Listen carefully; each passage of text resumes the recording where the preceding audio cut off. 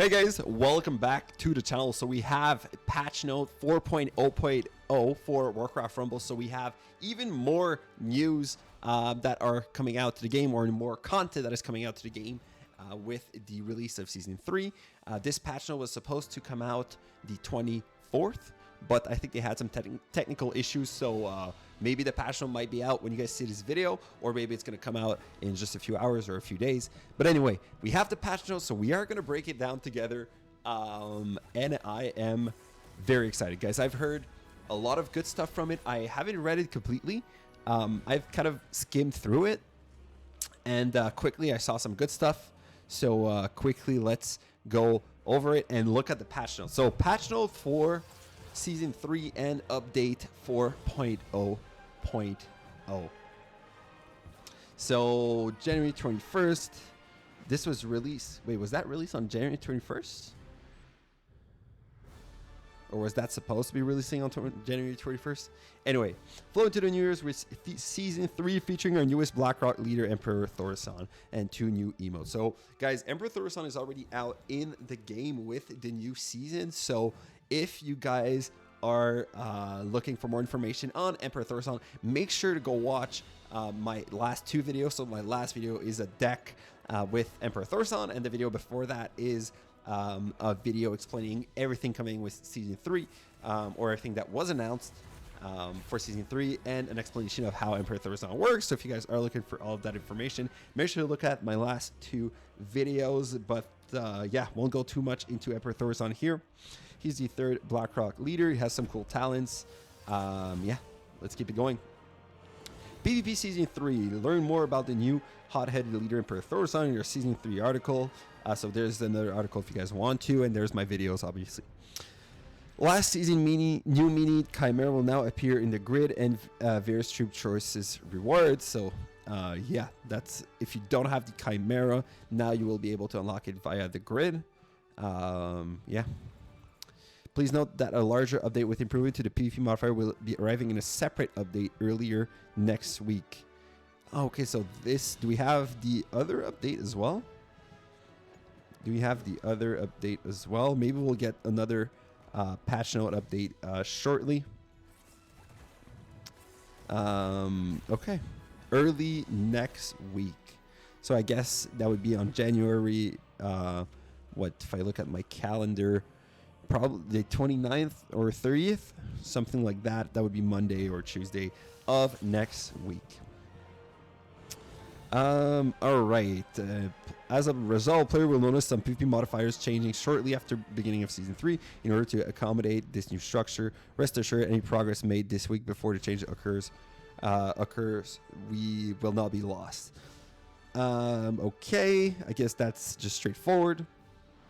War chest crest will no longer be immediately granted based on players' new honor after a season reset, or re-earned for honor below that value. Instead, all war chest crests reward per 200 honor gain per family have been greatly increased. Wow, okay. So from, wait, how does this work? War chest crest will no longer be immediately granted based on players' new honor after a season reset, or re-earn. Okay, so does that mean you can only have it one time? So from 0 to 1k, from 1k to 2, 2 to 3, 3 to 4, 4 to 5, 6 to, you will get, instead of getting 10, you will get 100. Then, okay, so you're always getting 100 for every new k threshold you reach, which is pretty good, honestly, guys. Note, War Chest Crest change will be coming in the next update, so they're not live right now. This is actually pretty good, I think so. The only thing is, right now, the War Chest is too easy to reach, and once we do reach that point in the middle of the season, then there's nothing really to do after that. So I wonder if this will actually make it even easier, or maybe they're going to announce some change below. I'm not sure. But other than that, I mean, I guess that's just good news, right? It's just easier to reach that level. Coming to the next update, check out plenty of PvP improvements now with random maps and new enchant mod type. Guys, this is insane. So I've talked about that in my second to last video. The enchants are going to come out. This is going to be insane. They're probably going to detail it here, so I'm not going to talk about it right now. We've also increased war chest point reward from PvP honor and made some adjustment and fixes to troops, leaders, talents, and more. Well, isn't that war chest points, or is that what we just read earlier? I think so.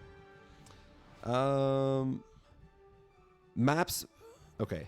PvP improvement, structural changes. Maps will now be selected at random when you match with an opponent. Embrace the chaos and keep things fresh. Exactly. So now, guys, there's 5 different maps in the game, I believe. And every time you queue up against someone, you're going to be matched with another player, but also with a specific map, right? So a random map. So you could play, because at high elo, when you play against some players, sometimes you're going to queue against them multiple times in a row. But now you can queue up 5 times against the same player, but play on 5 different maps, which makes things very, very interesting. So I think this helps also a lot for the top level ladder, because right now, the way it works is like if you queue up against someone that has only level 10s, you are actually encouraged to stop playing so you don't match against that same guy. But now you will actually be matched probably against the same guy. Let's say you're at like a 5k honor, right? But on a different map, maybe giving you another chance or another way to get the win. So I think this will help for the top PvP ranks as well. And obviously it's just better for everyone. It's going to have so much more variety to all of the different games. All the PvP experience will be completely different. I think a lot of different minis are going to be good. Yeah, this is just an awesome change to the game. I'm so excited about the new PvP maps. Once again, I won't talk any more than that. If you guys want, look for my second to last video. So instead of having the map modifier, we will get the enchant modifier. So the PvP experience will now be defined by a tower type, mod, and enchant. So tower type was already the case, mod was already existent as well. And then now we have enchant occurring on the existing 6-week rotation, offset 2 weeks from each other. So yeah, I guess we're going to have a lot of different experiences every 2 weeks with 5 different maps in the rotation, which is awesome. So enchants are like mods, but evolves as the match progresses. The first enchant this season will be collateral damage, which causes players' base to take damage whenever a tower they control is captured. And this is, I believe, 20%. So every time one of your tower is getting captured, you are going to take 20% on your main base. So this means at the later stage of a game, you really won't be able to afford having your second tower broken, as right now, it doesn't matter, right? If you're playing like a spell cycle list, you're not really incentivized to protect your second base and just like cycle as quickly as possible at the end of the game. But now it can actually be a strategy to go for that second base, which is very, very interesting, or at least it is to me. Some existing mod types have been moved to the enchant category, with new mods arriving to take their place. So they're shuffling some things around, such as Heroes Evolve is now an enchant. This is the one where your leader gets +1 every time you play it, +1 level. Keep an eye out for the new mod Bounty Hunt later this season. Bounty Hunt awards player a bonus gold for every 5 enemy minis they kill. So this means swarm minis are probably going to be much worse when the Bounty Hunt modifier is activated this season, right? So all swarm minis are probably going to be worse. I think perhaps the whelps are going to be terrible. If they count for 6 bodies, that means if you play your chain lightning on the whelp eggs and you kill all of them, you get 1 gold back, or like 1.6 gold back if you want. So perhaps this will kill the whelp eggs for the duration of that modifier. Additional PvP improvements. PvP, oh my god, guys, this is amazing. This is great. PvP wins will now award 2 reward pips in players' daily reward. So if you want to do your 9 I guess missions, or 9 daily reward missions, well, now you could do what, I guess 5 PvP games and you will reach it, which is very, very cool. This means you can play PvP just as much as PvE if you want to, and this actually will incentivize player to actually do PvP games, which is just great. Oh my god, guys, this is the best. This is probably one of the best change, if it's not the best change. PvP wins will now reroll greed quests. This means that if you play pips, please define pips. Pips are the well, I'm assuming they are like how can I explain that? You know how you have to fill 3 slots to actually get one of the rewards, so it's like 9 slots you have to fill, and then you have a reward every 3 slots filled. When I think like those slots are the pips.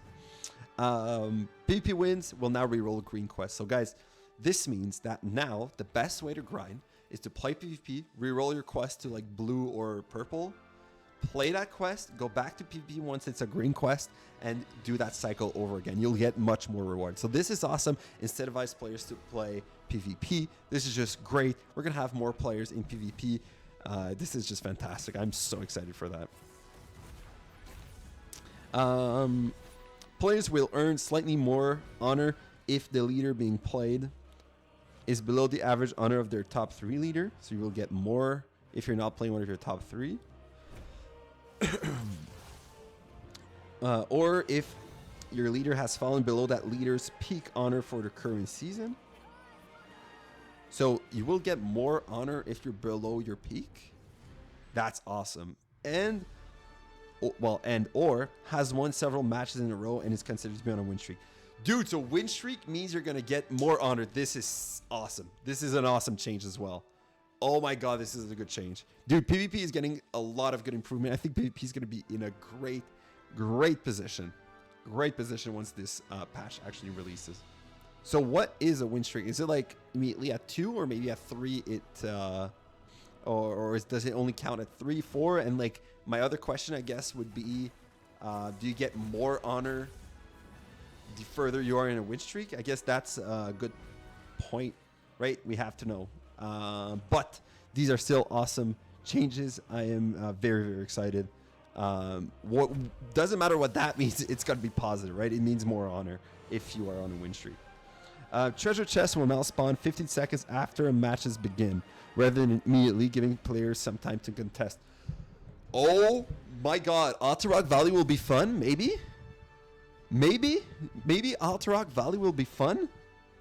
Guys, this is awesome, because on Alterac Valley, if you guys didn't play on Alterac Valley, you just, like, if you started the game, you had Quillborn safe in your hand, and your opponent didn't, you were screwed. But now, you can actually play something slow, contest the middle, and then just keep the middle for the rest of the game. This is an awesome change. Fantastic change. This is so underrated. I'm sure this is going to be underrated. Resolves a rare situation where a player would be silently matched with Ghost Game and lose honor if they left the PvP queue before. Okay, this is just a bug fix. Resolves a visual issue where minis would sometimes not appear to return to the tray if the player decided not to. Okay, this is another bug fix. Guilds. Do we have improvement to guilds? Players can now use their equipped emote in guild chat. That's sick. That is awesome. That's awesome. That's gonna help a lot with guild activity. Honestly, like, it's not enough, but that's better than nothing, and it's gonna be fun. I guess they have to do a lot to make guilds better, and I hope they announce something soon. But I mean, still a very cool change. Arclight Surge. The Arclight Surge started. A pop-up will now only indicate the current surging zone, so that's a bug fix again. Grid. Mini info and talent info can now be viewed for relevant items in the grid, so quality of life improvement. Talents in the grid will now display the name of the minis they belong to, quality of life improvement. And here it is, relics. We have a few new relics. Yeah, they're all here, the new relics. Ages of Battle should now cause critical striking minis to deal 2 times damage as intended with 3 times damage. Okay. Shadowblade's description has been updated to clarify how it bonus damage works. Shadowblades, I'm not sure what that one is. And here are the new ones, okay? The new relics in the game. We have Bloodlust Epaulettes, where your minis gain Bloodlust below 50% health. We have Vanishing Powder, where your mini cast Smoke Bomb at 50% health, stealthing nearby allies. This is cool. This is very cool. Escape Potion at 50% health. Your minis blink, teleporting backwards. So this is kind of like the Jaina talent, I imagine. Note this relic is temporarily disabled while we address the bug. Okay, so we won't have it at release. Absorption Drape. Spells leave behind a mana crystal, granting resist to the first ally who touches it. That's cool. Dude, those are very good design of relics. I'm extremely excited to actually try them. Hearth of Fire. By the way, just a little note. I think relics are really underrated. I've been playing the dungeon, the Blackrock dungeon, to upgrade my Emperor Thorson.